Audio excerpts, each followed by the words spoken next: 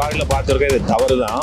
இதே ஏடிஎம்கே கட்சி முதலமைச்சராக இருக்கும்போது இதே திரு மு.க. ஸ்டாலின் அவர்கள் வந்து ஓபிஎஸ் மேலே குற்றச்சாட்டு வச்சிருந்தாரு. ஊழல் பண்ணியிருக்கேன், அது பண்ணியிருக்கேன், இந்த மாதிரி நிறைய குற்றச்சாட்டுலாம் வச்சிருந்தாரு. இப்போ அதே ஓபிஎஸ் வந்து நீங்கள் வந்து உங்கள் கட்சியில் இணைஞ்சிருக்கீங்க. ஸோ இதுக்கு வந்து என்னோட பார்வை ப்ரோ, அவர் வந்து தனி கட்சி ஆரம்பிச்சிருக்கலாம். ஏன்னா அவர் நிறைய ஏடிஎம்கேவோட சேர்றதுக்கு நிறைய முயற்சி பண்ணார். சரியில்லை தெரிஞ்சு. ஆக்சுவலாக என்னன்னா, அவர் வந்து முதலமைச்சர் வந்திருக்காரு, 3 டைம் இருந்திருக்காரு. இப்போ முதலமைச்சர் இருந்தவரை போயிட்டு எப்படி திருப்பி போயிட்டு டிஎம்கே சேர முடியும்? ஏதோ தப்போ ரைட்டோ, ஆக்சுவலாக வந்து டிஎம்கேல இருந்து ஏடிஎம்கேல இருந்தால் அவர் வந்து அவரோட பதவி ஆசைக்காக வந்து இதுக்கு தேவையில்லாமல் போயிட்டு அங்கே டிஎம்கேல இருக்கலாம். எனக்கு என்ன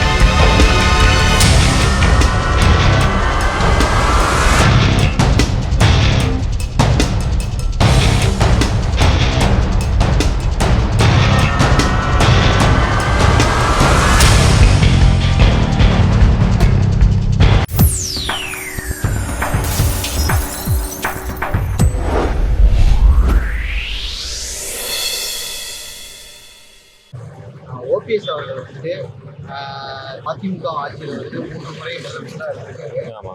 இப்போ சமயத்தில் வந்துட்டு திமுகவோட இணைந்திருக்காரு. சரியா எப்படி பார்க்குறீங்க?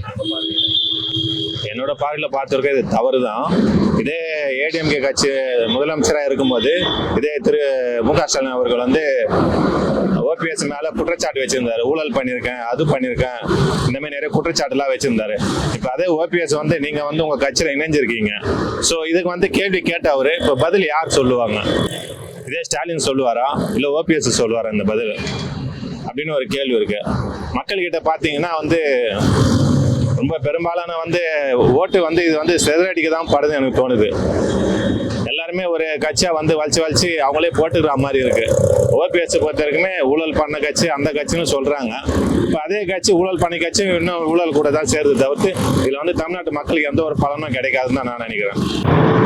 ஓபிஎஸ் அவர்கள் வந்துட்டு அதிமுக ஆட்சியில் வந்து 3 முறை முதலமைச்சராக இருந்திருக்காரு. இப்போ வந்துட்டு திமுகவில் இருந்திருக்காரு. அதை நீங்கள் எப்படி பார்க்குறீங்க? இது சரியா? நல்ல வரவேற்பு தான். அப்போ திமுகவில் வந்து சேர்ந்துக்கிறாருன்னா அவருக்கு ஒரு நாலேஜ் நல்லா மாற்றம் தெரியுது. அவருக்கு டிஎம்கேல வரும்ன்ற ஒரு இது. அதாவது முதல்ல முன்னுக்கிற இப்போ ஆட்சி பரவாயில்ல, நல்லா சிறப்பாக வருது. சிறப்பாக நல்லா நடத்தி தான் வராங்க. எல்லாம் நல்லது தான், அதில் எந்த ஒரு மாற்றமும் கிடையாது. மக்களுக்கு நல்ல சேவை, நல்ல செயல்பாடு நல்லா இருக்குது. அந்த ஒரு நம்பிக்கை எல்லாமே கண்டிப்பாக நிச்சயமாக டெஃபினட்டாக வருவார். அதில் எந்த மாற்றமும் கிடையாது. இன்னை விட அதிகமாக கண்டிப்பாக வின் பண்ணுவார். அதில் எந்த மாற்றமும் கிடையாது.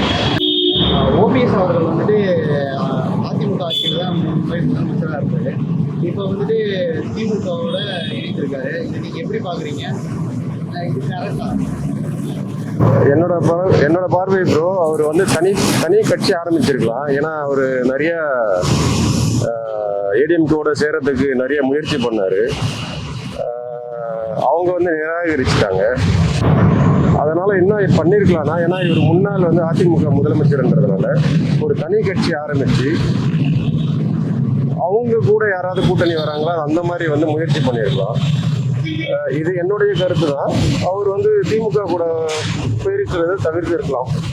ஏன்னா அதிமுகவோட முன்னாள் முதலமைச்சர் அம்மா காலத்துல இருந்து அவர் முதலமைச்சர் இருந்தாரு. அதனால அம்மாவோட விசுவாசிங்க எல்லாமே வந்து இப்ப தவறுதலா அவர் நினைக்கிறதுக்கான நிறைய வாய்ப்புகள் இருக்கு.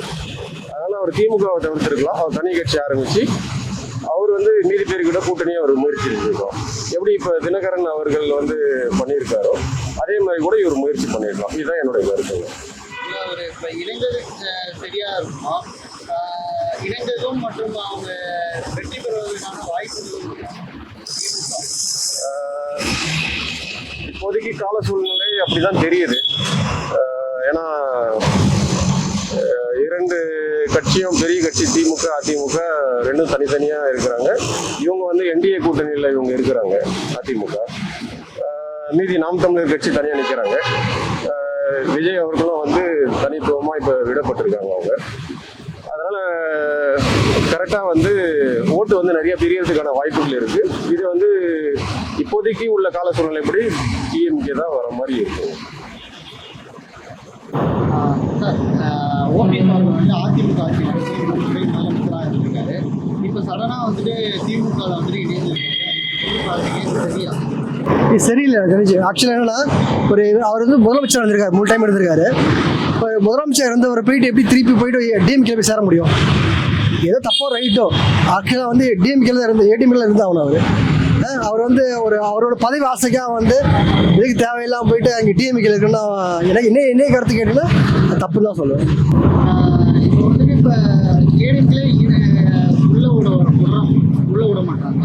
அதை நீங்கள் உள்ளே விட மாட்டாங்கன்னு வச்சுங்க. அவர் வந்து தப்பு பண்ணிக்கிறாங்க உள்ளே விட மாட்டாரான்னு நினைக்கிறேன். இப்போ அதே தப்பை வந்துட்டு இங்கே பண்ணாங்க அவங்க திருப்பி அமைச்சிருவாங்க. அந்த மரியாதை அவருக்கு இருக்காது. இப்போ அவர் இணைந்திருக்கனால திமுக வெற்றி பெற வாய்ப்பு சான்ஸே இல்லை. ஏன்னா அவருக்கு வந்து தேனி மாவட்டத்திலே வந்து அவருக்கு வந்து போன டைம் வந்து அவர் எம்எல்ஏ இருக்கும்போது கூட அந்த பெரிய ஓட்டு விழுகவே இல்லை. அவர் தோத்தா போனார் எனக்கு தெரிஞ்சு சொல்கிறேன். ஓபிஎஸ் அவர்கள் வந்து அதிமுக ஆட்சியில் வந்து 3 முறையாக முதலமைச்சராக இருந்திருக்காரு. இப்போ வந்துட்டு திமுகவில் இருந்திருக்காரு. அதை எப்படி பார்க்குறீங்க? இல்லை, இது வந்து ஒரு எதிர்பார்க்காத முடிவு. இதனுடைய ரிசல்ட் எப்படி இருக்குன்னு தெரியல. டிஎம்கே கிட்ட தேமுதிக போனது ஒரு பெரிய எதிர்பாராதது. இந்த எலெக்ஷன் எப்படி வேணாலும் அமையலாம். விஜய் ஒரு பக்கம் இருக்காரு, ஸ்டாலின் அவரு உறுதியோடு இருக்காரு. இது யாராலும் கணிக்க முடியாத ஒரு எலெக்ஷனாக இருக்கும். பார்ப்போம் என்ன நடக்குதுன்ட்டு. அவர் இணைந்தனால திமுக யார் இருந்ததுனால ஓபிஎஸ் அவர்கள்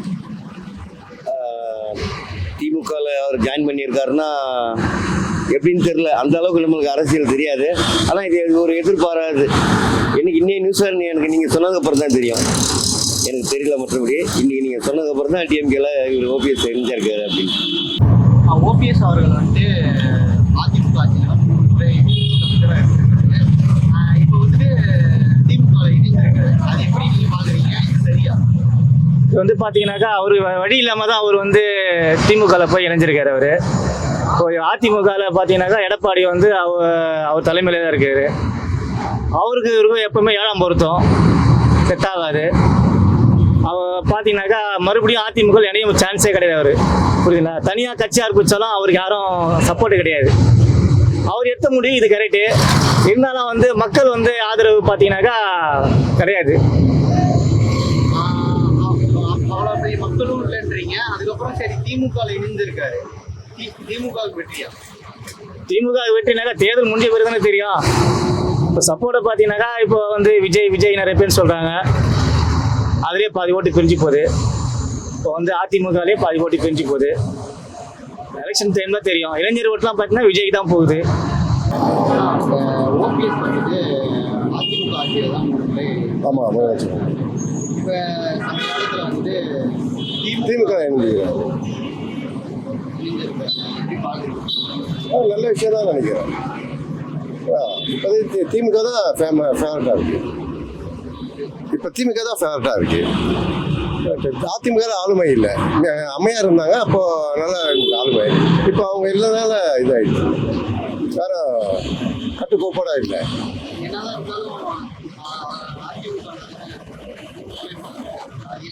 அது அம்மையார் இருந்தாங்களே, எம்ஜிஆர் காலத்துல அம்மையார் இருந்தாங்க. அதனால அவங்க அம்மையார் கொடுத்தாங்க பதவி. இப்போ அவர் தனியாக இருக்கும்போது வேற ஒன்றுமே பண்ண முடியாதுங்களே. அதனால டிஎம்கே போய் ஜாயின் பண்ண முடியாது.